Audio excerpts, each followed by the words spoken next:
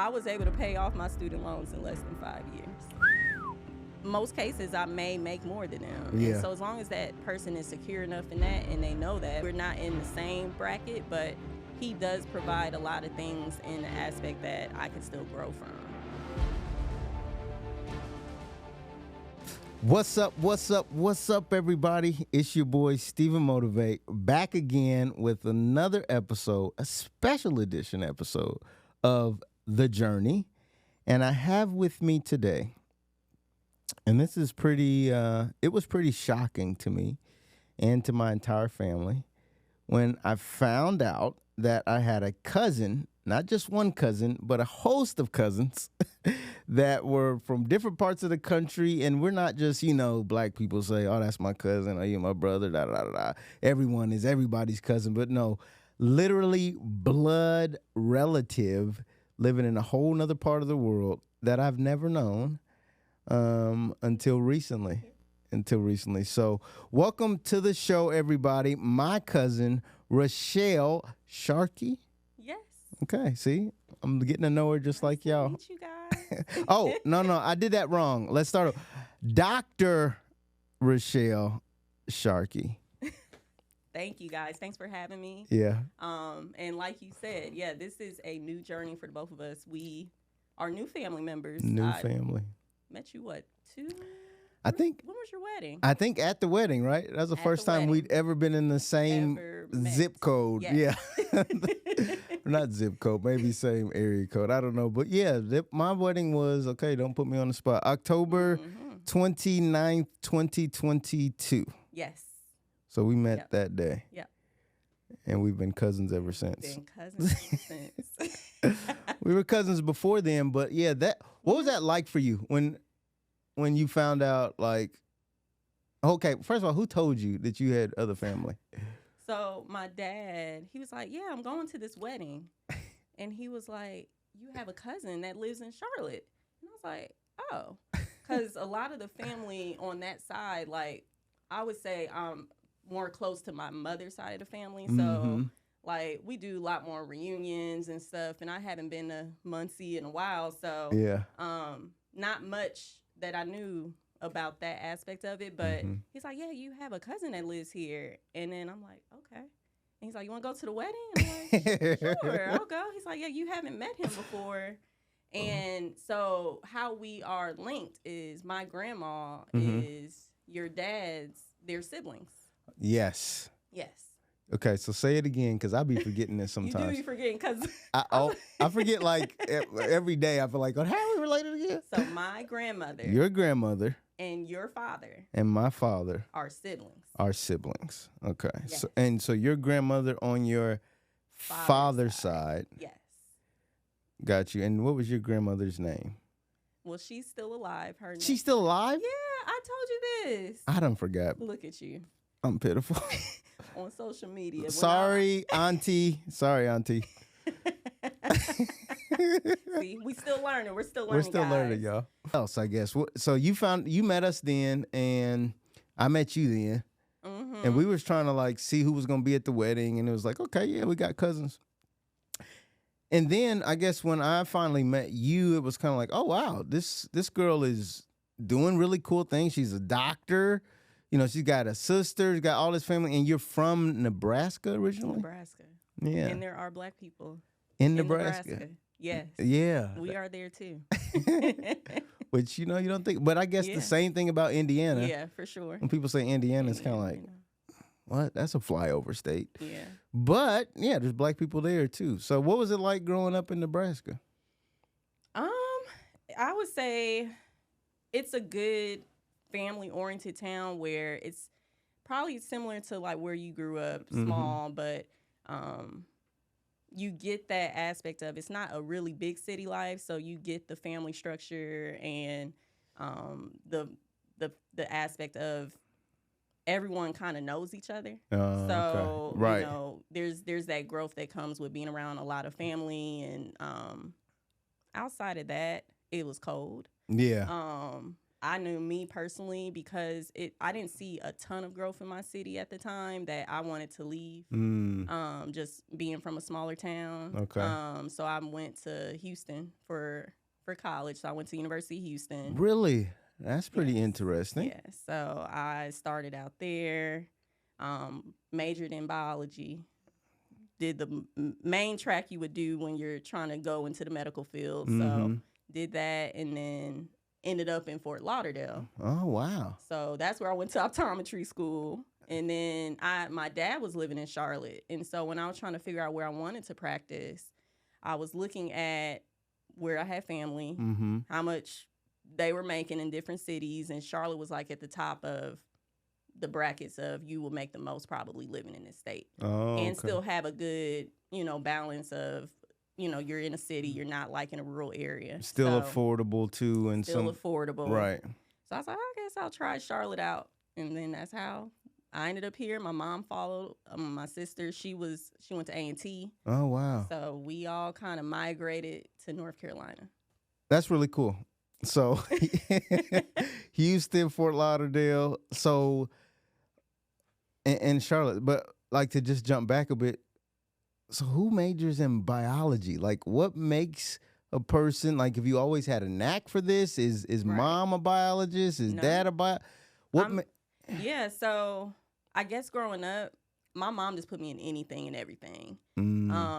If you had seen me on my social media, you like, she playing the violin, she's an ice skater. So I was always in all these different avenues of trying to figure out. My mom put me in like different summer camps. And I just gravitated more to the medical field. Even growing up, I knew I wanted to help people. Okay. So when I got to college, I had someone like during orientation week, they came up to me and was like, what are you planning on doing? Because I knew I was going to do biology, but I didn't know what route in the medical field I wanted to do at that point. Right. And then they brought up optometry, and I'm like, okay. Like, I didn't know much about the field. I may have had an eye exam maybe once my whole life. Okay, so you got pretty good eyesight. Yeah, not too bad. Yeah, mine is horrible. I can see, but I can't see. Yeah. I'm one of those. Okay. Yeah, so. Yeah. But no, so someone told me about the field, and they're like, yeah, so it's like, it's real flexible. It's not as much school as if you went to medical school. You should check this out. And so I'll never forget that guy, Emmett, when he told me about that. And I'm like, okay, let me look into this. Trusted person, random person? Just random person I met during orientation week. Of Houston, Houston? Like during orientation week in college. What made you go to Houston? Like, what is University of Houston known for? Like, is there anybody that lived out there? Again, I'm from Omaha, Nebraska. You just wanted to get away. Get out as far as possible. But I did want to go somewhere I had family. Point so to the map. I did have a really close aunt that lived she still lives in Houston. Okay. On your mom's side? On my mother's side. Got it. Yeah. Okay. So she was always like my mentor growing up. And she was there, and she showed me TSU, Texas Southern. I went there. No disrespect to that HBCU, but when I saw the dorms and stuff, I was like, No, I mean, I love the HBCU community, but I'm going to go across the street. So, I didn't know they was that where close. I can still get the culture. Yeah. So they're probably, you could walk there, but within maybe a 5-minute drive of each other. That's crazy. Yeah, okay, so let's jump back another thing, because we're family, but we don't know each other. No.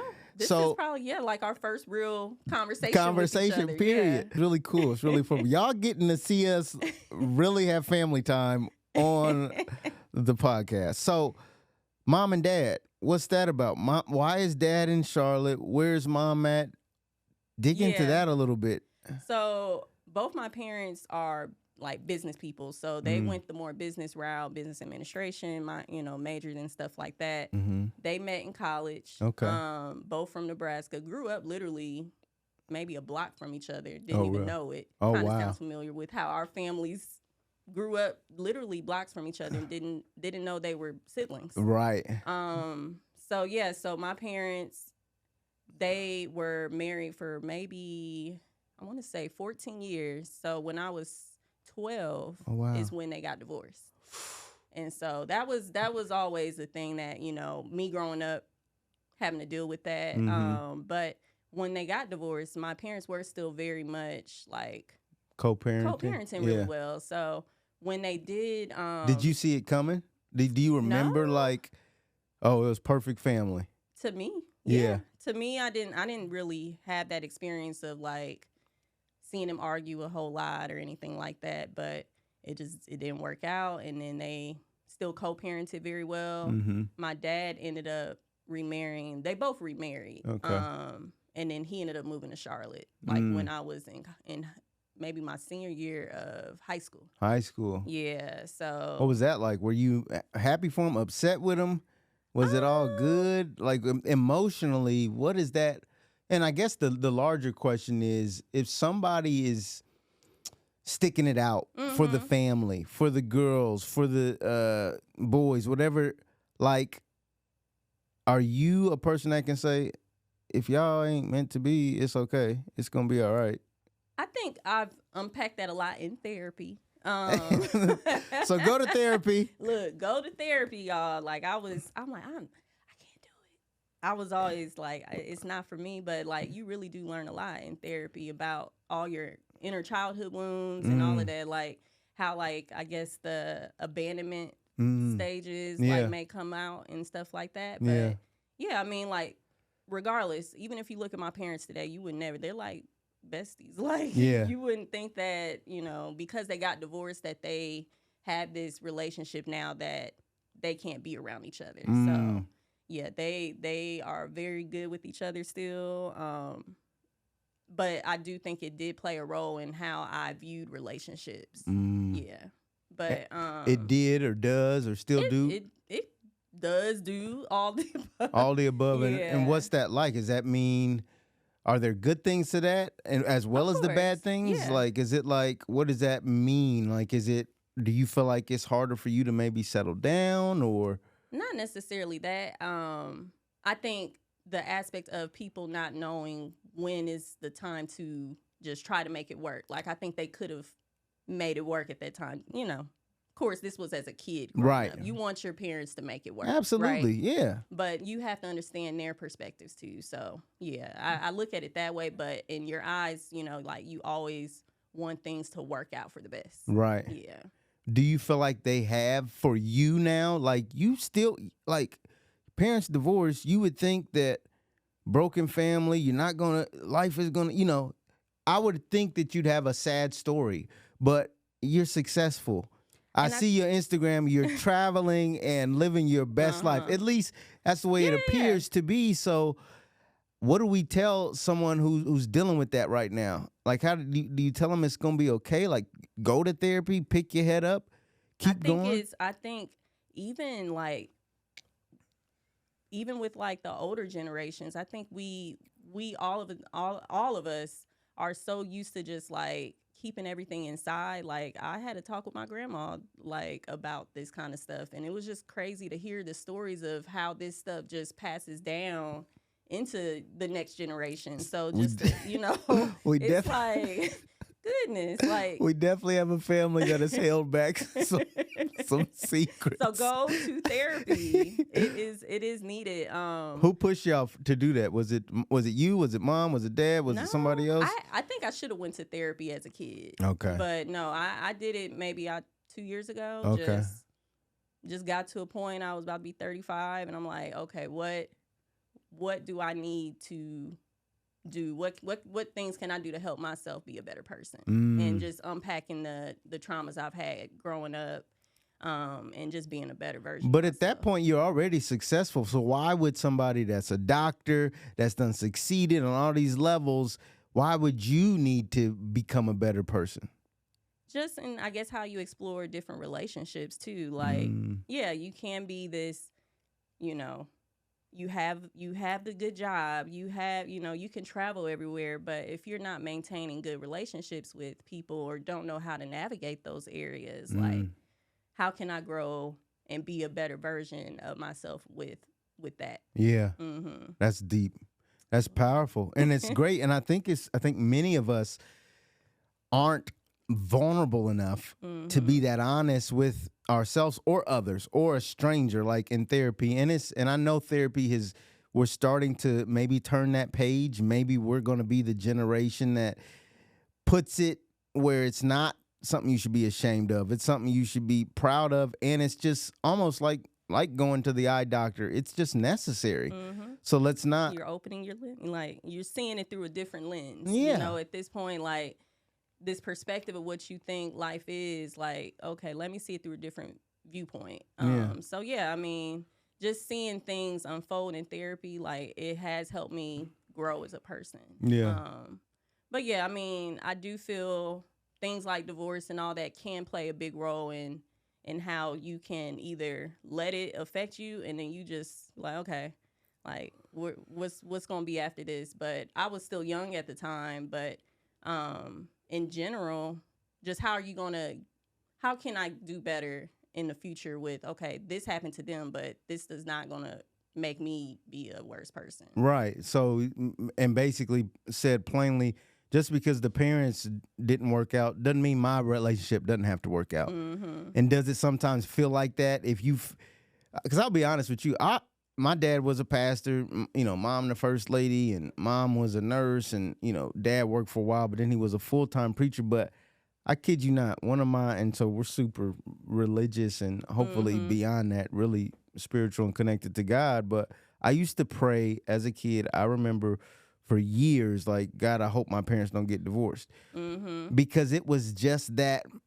And I always seen them arguing, always upset. It's like, oh my gosh, please let them at least like each other just for a moment. Right. And then I feel like when everyone was out of the house, you could really see their relationship flourish. And so, I forgot where I was even going with that, but I think it's just really impactful to be able to say, whether your parents stay together or not, you still have to write your own story and not be, I can't necessarily just argue with my wife just because I seen my parents do it and, it worked out. Like, what's good for the goose is not necessarily good for the gander. Like, you can't just do what you saw. You do have to be the best version of you. And like, kudos to you for making that investment in yourself to say, I'm going to go to therapy. Did you know anybody else that was doing it? I mean, I had friends that told me they went, but I guess I didn't understand what therapy really was like that. I'm just like, oh, why am I like just talking to someone? Like, but yeah, I mean, like, it really does dive deeper into like I said, the childhood wounds you may have, or, the things that are maybe holding you back from being the best version of yourself. But yeah, so, I mean, it's been helpful. Yeah. It's been helpful. That's really dope. So let's jump back a bit. So, and I know we kind of went off on a tangent there, but so Emmett, this guy tells you about the thing, and he was just in orientation. Was this guy already an optometrist? No, we were both students. Just freshman year. Just he had already known about more of the program, had did his research on it, and was just telling me about it. And I'm like, okay, I'm gonna look into that. So I started doing more like the preparatory programs to kind of learn more, and then eventually I ended up working for an optometrist. And I was like, okay, I could see myself doing this. So I kind of stuck with that path, and of course, with school, I started out good. Yeah. But then you have those setbacks where the GPA kind of starts to slide a little bit. You get your first C and the chemistries and all of that. I'm like, ooh, biology? Are you kidding me? Yeah, so it got rough. I was getting C's in high school in biology, and I was a stellar student. But that was one subject that I was like, you know what? Yeah. I'm gonna do the bare minimum, and I want to focus on something else. Right. I just was never into the sciences. But do you think you were? I always say this. I always ask people this on this show: is like, is it nature or nurture? Do you think you becoming a doctor was in you, and it was just in your nature, or was it something in your environment that nurtured it out of you? It could be a combination of both. I am an older sibling, so I always felt the need to like be the person helping others, or trying to be that leadership role and wanting to have people look up to me, but also, I guess, help them gain knowledge too. So, like I said, I always did like the medical field, but in terms of the scope of it, there's so much stuff, especially as kids getting into this. Like, there's so many different fields that aren't really, we just know the basics, the dentists, the pediatricians, and, optometry's up there. But there's so much more variety that we don't even know about when it comes to the medical field that I wasn't exposed to. Right. But yeah, I think that nurture phase probably too, but just in general, I just liked, I didn't want it to be too bloody, but which is a good perk of being an optometrist. You're not really doing surgery. Right. I made the bride like metal out of someone's eye, something of that sort. So I find that pretty cool. But just minor stuff. I don't want to be doing open heart surgery. Right. So, I do like that aspect of what that particular profession provided. And that's just cool. like I said, as a woman, it was a lot more flexibility involved where if I do want to, or when I do end up settling down and having kids, I can still have a profession that is flexible in that aspect. Yeah, no, that's great. In terms of the difficulty, so the C started to come, what is that? How did you push through the difficulty of taking this path? So let me ask you this before you ask, how many black people were in your classroom? So that's been the thing, growing up. I think I was always like the only black girl in my class. So that was another aspect I think that may have affected me when we talk about the whole therapy thing, like being the only one, Yeah. So, and then just the perfectionism part that may come into like trying to prove you're good enough, right? But yeah, so I was always in all the honors programs and all of that. But yeah, it's not many when you're thinking of that, it's not many of us. If we're talking about optometry, less than 2% of us in the field. Wow. Yep, less than 2%. That is shocking. Yeah. So do you have anyone that you like? Are the whole 2% here in Charlotte, or like? Surprisingly, there are a lot of black optometrists in Charlotte. Okay, Charlotte. Between Charlotte and Atlanta, like I would say these are the two between Georgia and North Carolina. I would say probably has the most population of the optometry program for blacks. Has that been helpful as you came out of school, right? Yeah. So let's jump back just a second. So you get through the hard part. How long did it take to graduate Houston? You did it in the normal 4? Normal 4. I may have did like a summer. I had to do one summer. But outside of that, when I was applying, like I do remember like some professors I was going to telling them, hey, like I'm interested in, applying to optometry school and like just trying to get their advice. And they're like, yeah, I don't think you're going to make it. Wow. I'm like, oh, okay. Well, I'm going to still apply anyway. Right. But the good thing is I applied, there's only like 20 optometry schools in the whole country. Wow. And luckily one of the schools was my school that I attended, University of Houston. Yeah.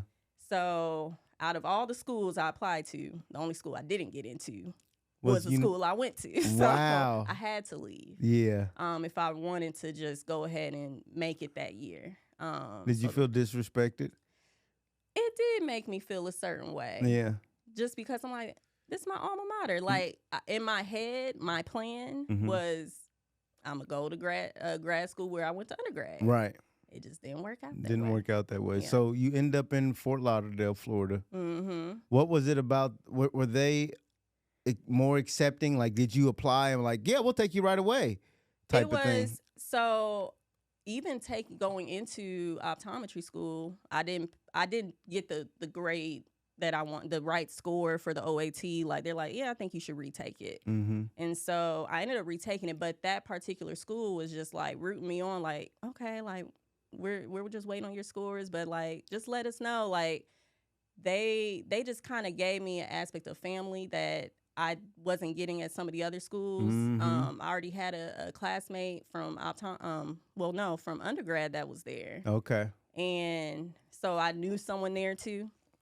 So this is one. And it was by the beach. We close to Miami. Yeah. So I'm like, okay. Not a bad place to be. Not a bad place to be, right? This goes back to that go where you're celebrated, not tolerated phrase that you hear a lot. Yes. And it was way more diverse, if we're going to say, compared to some of the other programs. Yeah. So in my class of 100, there was maybe 15 of us. Mm-hmm. Whereas some schools, it may have been 1 or 2. Right. So that aspect, in school, we had our little name. We called ourselves the FBDs. Yeah. The future black doctors. Okay. So that's dope. We had our little group of, we made sure we wanted each other to succeed, and we kind of just stuck together. And how important was that? Like, was there times where you're leaning on those other black doctors and it's like, hey, we got to get through this exam. We got to get through this. Yeah. I mean, I don't think I probably would have made it through it if I didn't have those people around me. So, because it is difficult. It is difficult. What's the most difficult thing about optometry school and getting that final degree or certification? I would say, I mean, of course, there's testing like any other professional program, but just your mental. How are you going to deal with when things come up and you still got another test you have to take, and you still have to show up? And just that aspect of, okay, I may not be feeling my best or something may be going on in my life, but I still know I have to get this degree at the end. Wow. So I would say we all had a story in optometry school when it comes to stuff like that. Yeah. And just things we went through, like people, were engaged for 1 minute, then next minute they're not. People losing kids or, parents during optometry school. So we all kind of had to rely on each other and just kind of make sure we could make it through. Still make it through. I love it. I know, especially after doing this for some time now, that people, you never know what people are going through. No. And you look at somebody and you could just be like, oh, they're this, they're that. But it's like you can easily forget, like, look at how much work it took and that it takes to get where you're going. How many years total is to get 8 total. So 4 undergrad, 4 of optometry school. Okay. And then the residency is optional if you want to do that for optometry. Oh, it's optional. Whereas in like in medical program, it's required. Yeah, residency. if you go to medical school. Got it. Okay.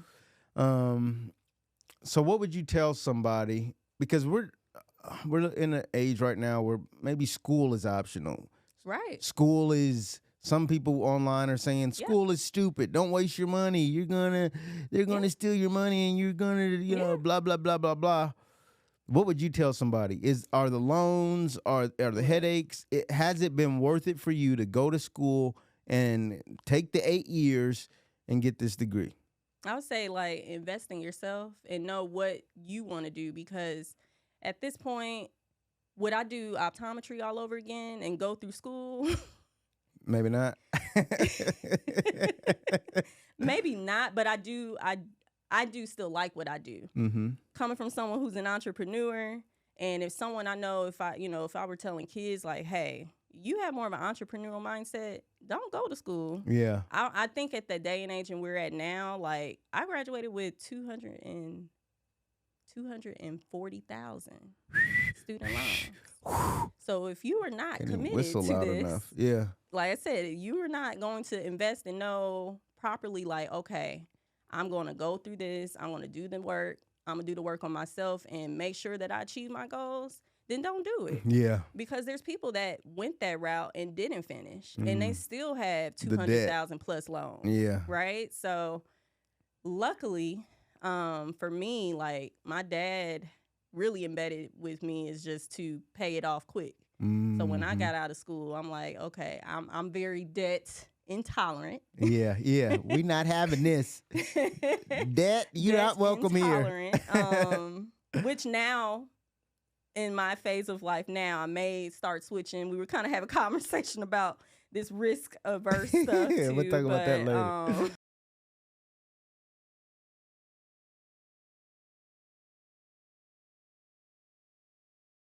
Bring on that. Come on.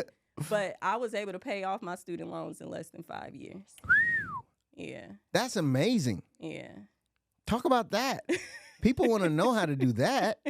How the heck did you pay off 240? Some people take that long to pay off a house. I mean, houses cost 240,000 and they take 30 years to do that. So is the money that good? Or is your discipline that good, or is it a little bit of both? I think it's a little bit of both. Like I said, I was in a fortunate situation where moving to Charlotte, like I said, it very well depends on what state you're living in. So some states pay a lot more than other states. Okay. So that plays a big role. What's the average that an optometrist can make, would you say, if you had to guess? I know we don't got Google in front of us. I mean, you could easily do like 180 starting now really? in certain states. Wow. Yeah.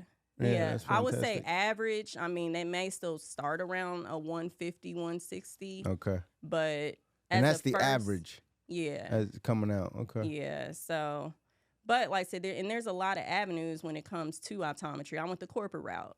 I wanted to make the most amount of money in the shortest amount of time. Okay. So yeah, that's why I went that route. So I guess the issue some people have with that is your patient flow. You're going to be seeing a lot more patients, right? But you do have the bonuses and all that come with it that makes it a little bit more incentivized to, okay, like for me, I just wanted to pay my student loans off the quickest. Right. I stayed at home with my mom the first,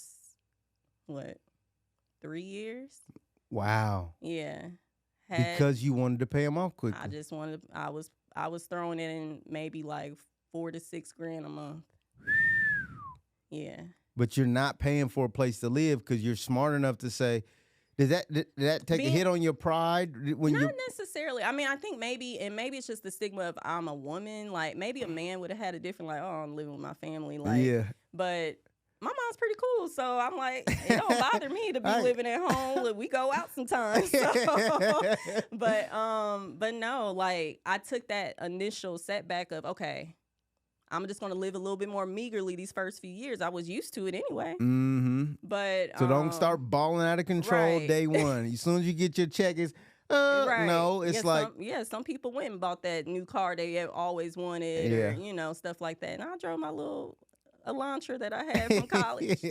So we gonna keep that. Yeah, I still have it. That is huge because you took, and a lot of people need to hear this, that like, don't be in such a rush to leave somewhere where you don't have a bill. Mm-hmm. Like, and especially if your parents is cool enough and if you can tolerate them and they can tolerate you, there you go. That is a huge flex. Well, because I don't know if it's just in our community, in the Black community, but the Asians do it all the time. The Indians do it all the time. So, like, if honestly, if when I become a parent, I'm like, I would do the same thing for my kids. It's wise. Yeah. I think it's very wise to just, like, say, stack your money now. I'm still young. I mean, I graduated at 28, but I was still young, didn't have kids. Why not? Let's pay it off. Right. Kudos to you. That's really good. And so your biggest piece of advice on that, paying it off, is what else did you do? Is there anything else? Stay home with mom. How much you think was the minimum payment? Maybe $1,000 or for me, I did a 10-year plan. So I think I had to pay around like $2,000 a month. Okay, so you were paying double, sometimes triple. Yes. The amount. It's crazy. So I was telling you I had a podcast with some of my colleagues for optometry, and this was one of our topics was about our debt situation. So of course I was the one like, stay at home, like just pay it off. Then I had another friend, he's like, no, I invested all my stuff in real estate. And so he had a whole different perspective of, I'm not paying, I'm taking this to the grave. Yeah. Right? But in his eyes, it was like, okay, well, I'm just going to leverage the money I make off of my short-term rentals and all of that, and they're paying it. So I'm like, okay, I kind of understand that. But again, this goes back to my upbringing. My dad was like, you just supposed to pay it off, this traditional way of doing it. Mm-hmm. So I never had that aspect or that perspective, so I just did the way that I was told. Right, which is still good. It still ended up good. Right, both options are great. I mean, if you've got the risk tolerance and if you've got that exposure to your point, and that's a lot of us are either, I wouldn't say a victim in this case, because you're not really doing a disservice to get out of debt. That's actually good to get out of debt. Learning how to use debt is also a good thing as well. So it's like they're both two sides of a same coin. Long as you're not letting debt hold you in bondage and you're, paying the minimum, not paying it, getting double tax, okay, now we got a problem. but there you don't necessarily have to pay it off right away, but you don't necessarily not have to pay. Like, it's not a bad thing to get out from under it. Yeah. Now you don't have that hanging over you, and that is a true testament, because some people really don't know how to do that, and they don't know how to set their minds up to not buy the car, stay with mom, and pay double to triple if you got to, and get out from under that thing. Right, right. Yeah, kudos to you. Yeah. That is dope. We might have to call this got out of debt in 5 years, 240 grand paid off in 5 years. It's doable, but you literally had to have, again, like when you saw it coming out, I'm like, dang, is it ever gonna like chip back on the principal? Like, just you were just paying on that interest. I'm like, what am I doing this for? But it was maybe like year 2, and I'm like, okay, it's starting to, like, I could see it now. But it was just like having that discipline of like, okay, I'm gonna just stick to it, and I know the end goal. Yeah. Like I said, I started with like a 5-year plan, and then it ended up I could have been in 3, but then like this was like peak of COVID, and they forbeared the, all of our loans For a little bit, yeah. Yeah, so I'm like, okay, well, I ain't about to pay on that. Right. So that's when I'm like, I just did a 5-year plan again. Yeah, no, that's good. That's good. Mm-hmm. So tell us a little bit about eye health. What should we, top 3 things that people don't know about their eyes that they should to make their eyes healthier? So just because you're 20/20 does not mean your eyes are healthy. Boom.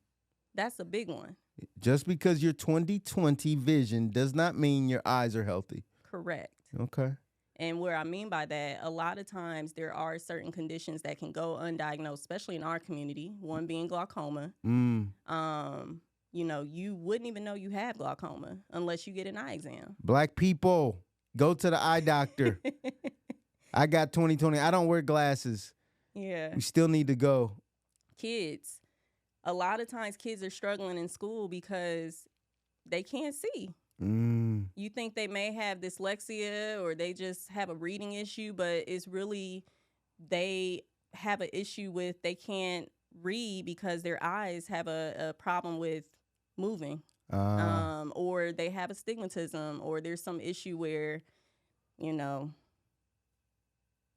I'm blanking right now. I'm sorry, y'all. No, it's all good. But been talking for a while.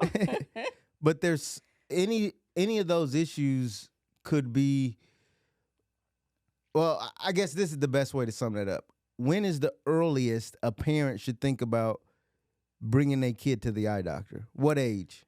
So technically, you should bring a kid by the age of 3. You can go as early as 1. Ooh, we behind. But I would say definitely by the age of 5. Okay. Yeah, right before they start school. Because there's kids that have not been seen and they in school, can't see nothing, and they falling behind on all their studies. And they getting whoopings and put in timeout and getting disciplined when really they just haven't been to the eye doctor. Just need glasses. Wow. Yeah, so that's a big one. That is huge. Yeah. And like I said, the leading cause of blindness in our community, just in general, is diabetes. Yeah. I think that's probably why I even decided to go into optometry. My grandfather on my mother's side, he had diabetes, and I didn't really understand why he was kind of having trouble fumbling around. Like, as he got older, like, he couldn't go down steps well, and you could tell something was wrong because he was always very active and gardening and stuff like that. And then he just kind of lost it towards the end. And it was because he was going blind from diabetes. He had bleeding in the eye. So that affects a lot of people now.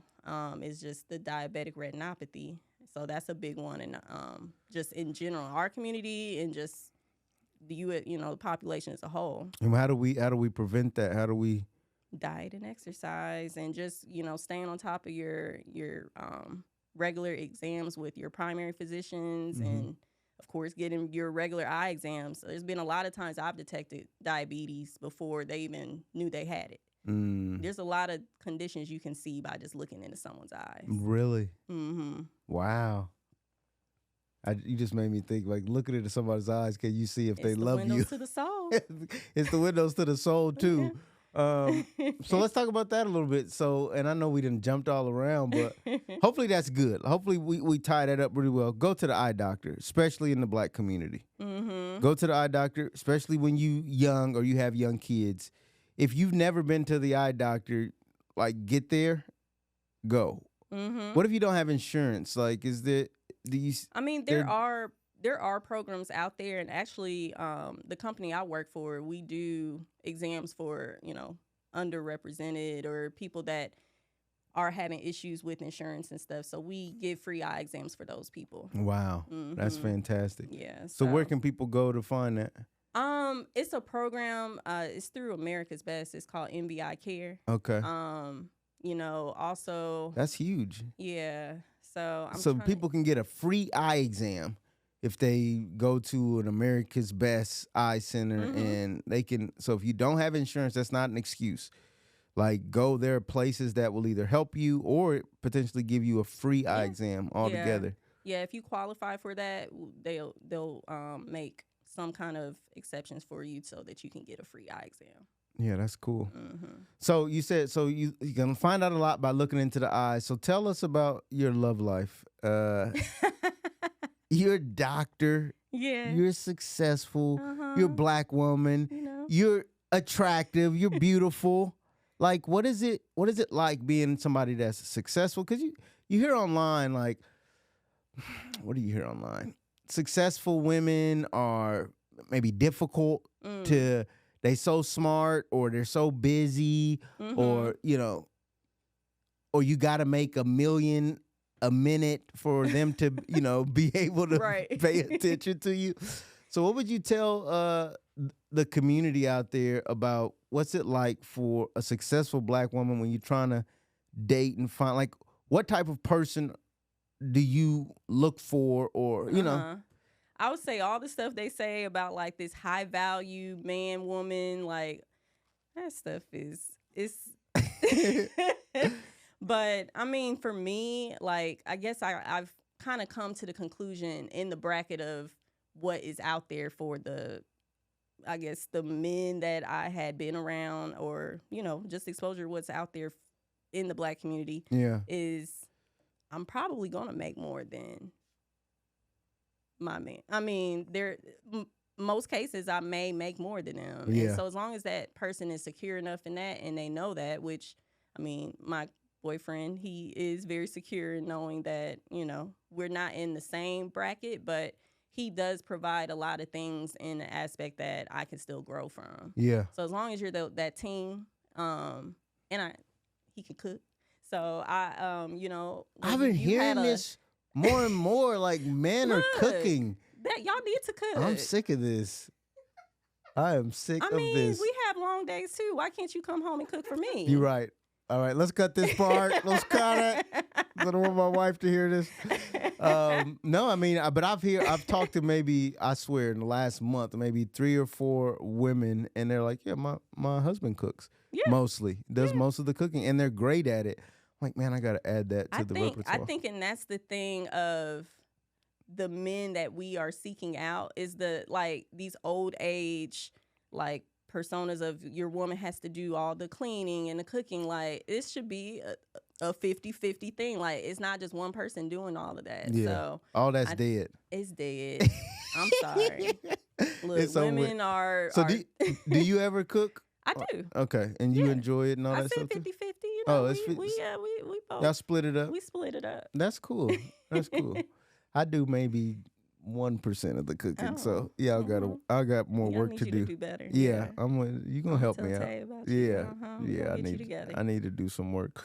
But okay, so tell us more. So this is sort of a myth that these high value people is, you only date certain people, and this idea that my woman can't be making the most money is all that's kind of out the window now, because not that it matters, not that it'll maybe it could switch or change, or who knows. I don't know what you see for your career, but what makes you be like, okay, this is the type of person I would want to connect with? Again, someone that's gonna provide an area of expertise that I'm not as good in. Okay. So the financial aspect, like if you can give me ways to help me improve in that area because of my risk averse. So like my boyfriend is a financial advisor, so he provides me different areas of that or just growth in other areas of personal building. And outside of that, I mean, just being spiritually having a spiritual foundation, Right. Being family oriented, stuff like that. But I think the whole stigma of the high value woman man thing is more so a defense mechanism of thinking like, okay, like because I'm this person, like I need this, like I don't know, I don't see the value So in like. so you're not one of these women that would be like, I can't remember a year ago maybe they were talking about don't take me to Cheesecake Factory because no. I can't eat at Cheesecake Factory. No. Didn't I just tell you I paid off my loans in less than 5 years? So you don't mind. I mean, that's not a real thing. No, yeah. So I'm not. Eat I'm where not we need to eat at. I'm not the real bougie. Yeah. Like I have to have like this restaurant, or you have to buy me this. Now there should be some emotional, relational aspect of romance. Yeah. Nice gifts and stuff. Stuff that's thought out, but money don't necessarily mean it was well thought out. But also, and my boyfriend put up a good point, is a lot of men try to lead with so much in the beginning, then they don't know how to upkeep it. So that's the other part. Like, don't try to do too much in the beginning. You can't. Yeah, you're not gonna be able to keep that up. Yeah. So just lead with what you can. And like I said, I'm me personally. I don't think that's anything that I was ever like, oh, he has to make a certain amount. I'm more with how you treat me and how we get along. So do you think because you make a certain amount of money, or you knew going into this career of being a doctor, you were going to, be able to provide for yourself to some degree, that's why, money is not so much of a big issue for you? I think, yeah, like to your point, I'm going to be good regardless. So how are you just going to be an add-on to supplement my life and not just be like, oh, because the men in general, like, okay, I'm a provider. Like you guys lead with that, right? But in today's age, women are providers too. So what else are you gonna provide besides the money aspect? Like, can we already got some of that. Yeah. So I think what I've been through, I kind of already knew, like I may make more than whoever I end up with, right? Yeah. So I never led with I need this like lavish lifestyle and stuff like that, because I already feel I'm sufficient in that area already. It's just more, again, the supplemental aspect of having someone that's going to help me be an even better version of myself, and how can we grow this even more as a team. Yeah. If you had to think or speak for other successful women, do you think that there is some truth to the fact that if the more successful you are, the harder it is to be out in the dating world or to find someone that can complement or add to when it's, oh, well, if I can't provide money, I don't know what to provide type thing? I think that comes down to the individual person. That man who just is insecure with what else they, like you said, to your point, is that's the only thing of value they think they can bring. So they're not bringing this emotional side or, the supportive aspect of coming home and maybe providing a meal every once in a while when you've had a long day at work. Right. So I think, again, this kind of goes back to the role reversals now and how things are just different now than they were when our parents and grandparents were, coming up. So. Yeah, because and it makes sense. Women for many of those years were kind of boxed out of a lot of the opportunities. It may have been the reason they stayed with their husbands, because that was their only means of support. Right. Even if they were unhappy. Which is probably why you got a lot more divorces now, because there are women that like, okay, well, I don't need you. Right. This is not, I'm good. Which, I can pay my own light bill. Which is a issue in its own too. But so talk about that. That's because you are literally, the walking definition, let's take take it out of you personally, but if you were speaking for the group, you are a successful Black woman. And I keep emphasizing that. You do. Because, one, it's cool because you're my cousin. But two, because it's like this, it's almost like you hear this a lot. Back when COVID was going on, like you heard a lot about Black women becoming entrepreneurs, Black women starting businesses or getting degrees more than. So you've seen this increase, and whereas I think the man, and I don't have the statistics in front of me, but I think in many cases some of the men are laggards. They haven't necessarily got in the degrees or started the business. Or they got the ideas, but kind of lacking on the execution. And so, what is it like for successful Black women in this world? Is it one of these things where it's like, okay, I can do it on my own, and because of that, I don't really need anyone else? That sort of thought, and I know we've already really went over this, but how do we get our audience to see that you've got to debunk that idea that just because you've got money and you've got success and you've got these other things doesn't mean that I want to be alone? Right. Again, I think not necessarily the quality of men that are out there, but again, like you do kind of go back to, okay, you want them to be somewhat on your level, and you're already at a slim picking when it comes to men that have a degree or, something that a woman with qualified man is, I guess, in the spectrum of, okay, you can be in the same level as me, right? Right. But also you have the personality issues that may, like you brought up. Some women may not have those personalities where they want to submit to a man. And that is a problem with men, of course, right? Yeah. So I think that's an issue as well. Do you think that's an opportunity for successful women do you think that's something successful women have to learn, is how to submit still? A little bit. Soften up. Yeah, even though sure. you a boss and you killing it and we you struggle making with that. Yeah, because you win it. You're a winner. You win at everything. So how do I have to kind of be not even just, I wouldn't say a loser, but just admit the fact that I have to improve in an area when I basically just give me the roadmap and I can succeed in all these other areas, but when it comes to relationship, I still need to improve? Is it sort of like that doesn't fit? Right. Yeah, I think that's just something, Black women in general, like, we have to be strong, right?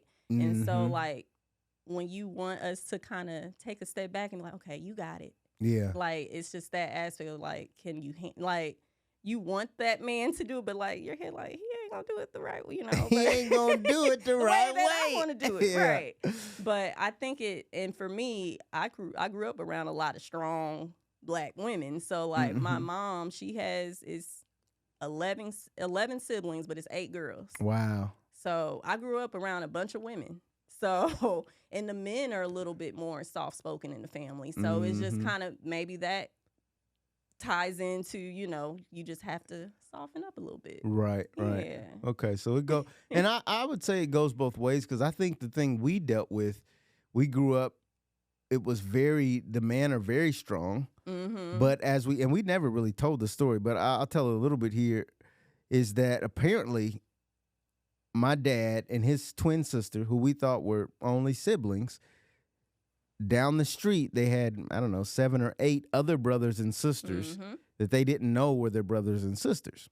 Including my grandma. Including your grandmother. And so, but when you think about that, like your great-grandfather, your great-great-grandfather, my great-grandfather, my dad's real dad, whom we never knew about, was apparently, not sure how to characterize him, but you would think that he's a man's man. He's got multiple kids. I don't know that having multiple women makes you a man's man, but I think there is some sort of, even subconsciously, I think there is something that society or something has taught us that, a man is... Don't be a Nick Cannon out here. Right, the Nick Cannon man type. But it's like you kind of have seen women as less than. Yeah. Like a woman is not able to do, or you got to... So, and I grew up a bit different from that, but I think even society has tried to play that role to us. And so I think it's equally as challenging for man to be able to say, no, this woman is capable of doing it, just like I may be capable of doing it. And to your point, this idea of 50-50 or the woman is 80-20 or whatever it needs to be for the situation. If it's cooking, maybe it's 50-50 tonight. And it may be 100 for one person one night. Like sometimes you just may not have it in, that other person has to show up. Yeah, this role shifting or role switching or not even, it's no roles. It's just we're a team and whatever needs to be done for that situation. And I think that's new for us, for a lot of people. Maybe the younger generation gets it a bit more where we're not so set, but I think that's good. I think hopefully we're all learning that from your words, even that, hey, you can be super successful and you can maybe soften a bit, but maybe the guy that's, trying to be the boss and provider, it's like, well, maybe you need to diversify what you're providing. Maybe they don't need money. Maybe they need spiritual support, emotional support, all other types of things. And we've kind of, in some ways, limited ourselves by only seeing ourselves in this box, whether you're the man that wants to be successful or you're the woman that's super successful and you're looking for that relationship. So I think we solved it. Yeah, there you go. I think we figured it out. Just like that. Just like that. Well, I don't know. Anything else you want to share about your life or your journey? I guess this is a good question. What would you tell younger Rashele about your journey? Your plan is not always going to be the exact route of how you think it's going to go, but as long as you can persevere through the obstacles that you have, anything's possible. Like I said, there's been a lot that I've had to go through when it was through optometry school or, just even after optometry school, like taking boards. I didn't pass the first few. We already talked about getting into optometry school, but even out of optometry school, I didn't pass the first, I had to retake boards multiple times. Yeah. And so, having to tell your other colleagues, hey, I didn't pass. And, I wasn't one of those people that kind of was like, this is a issue of, I'm not good enough. One test, I only failed by 3 questions. So, it was like, okay. But how heartbreaking did you cry that night? Oh, of course. Yeah. And we the talking pillow about the money. Was wet. I mean, you $700 a test. This stuff start adding up when you broke. But no, just the perseverance of okay, there's going to be these challenges, but how do you overcome those challenges, right?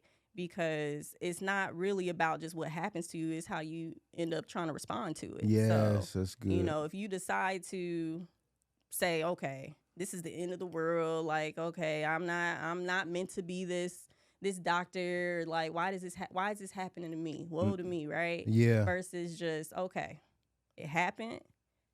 How do I do better next time? Yeah. Right. So just that aspect of just improving and just knowing this isn't the end of the road. Wow. Yeah. And I love that because it wasn't your plan to fail the board or da-da-da. It wasn't your plan, but you found a way to persevere through it. And now, look, your future self is happy that you persevered through those times. There you go. Yeah. Well, congrats to you, Cuzzo, Famo. Yes, sir. Appreciate you. Proud of you. You as well. Look at you. Yeah, well, the Lord is blessing.